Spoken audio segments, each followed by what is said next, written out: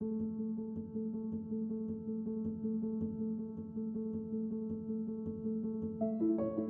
Johnny Harker only moved 5 miles all my life, so 2 miles from where I was born to where I got married, when we got married, and then 5 miles down here.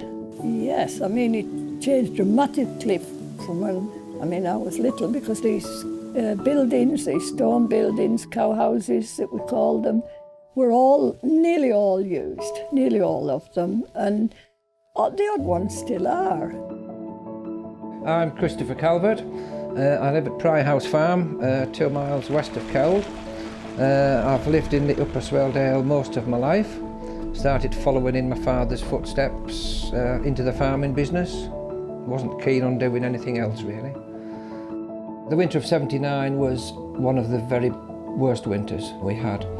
Lots of wind, snow and frosts. But when it started snowing in those days, it snowed hard for 3 days. And this particular day, the roads are all blocked with snow. Hay's taken up in the autumn and put in these little buildings or hay huts, so that when the road is blocked, the hay was ready there. And it wasn't a good morning, but my dad was never one for giving in. So we set off up the road and we got up to Furze Hog House up on the top. And this extra few hundred feet, you get much more exposed, and the wind really was blowing.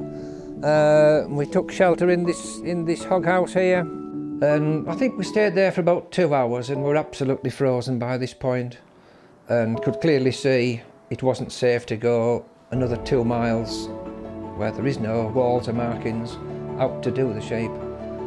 We decided to call it a day.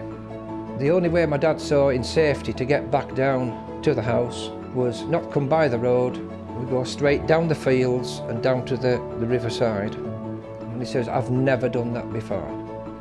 And I do remember saying, I said, so is this one of the worst days you'd ever been out? And he openly admitted, well, it must have been very close to it, yes. And, you know, you got to think of your own safety when it gets as bad as that. That year, January we'd had a 3-day blizzard, and then February a blizzard started on the Thursday, and that blizzard went on for 4 days, day and night. And early this particular Friday morning, about 5 o'clock, we heard a car go up the road, and Clifford said, "Where on earth are they going?" So when he left that morning, he was quite convinced he would find a car with somebody in it stuck. Anyway, he came back, no, and I said, "Found nobody, no." So, they must have managed. They've obviously got away and managed, we thought. So, no more about that. And then Saturday, still the blizzard, so same thing again. Clifford left that morning. And out of the blizzard, he could see someone. The blizzard just cleared a little bit, and on a little hill end about 200 yards away, there was somebody stood there shouting for him. It was these 2 Dutch lads that had gone up in the car on the Friday morning, turned the corner at the top of the hill into a snowdrift and couldn't get forward nor back. So bit by bit, with a lot of hard work, Clifford got them down to our house. And Clifford came in with these 2 lads, and he just said, "I brought these 2 lads for you to look after." Rinnie was a very keen photographer. He had pictures of everything, and he would be still he wouldn't realise what was ahead of them. He wouldn't realise they were going to be there the next morning with the car covered over. But it would be him that would take this picture, and it does show just total whiteout. Rinnie, every Christmas that ever came from '79, we had a card. Rolf did lose touch for a little bit, but he's back in touch now, and they've both been recently. And they have their own families now. They're married with their own families, and it seems like it's dawning on them how close it was. On the side of the building, there's a big sort of opening, which we call the forking hole.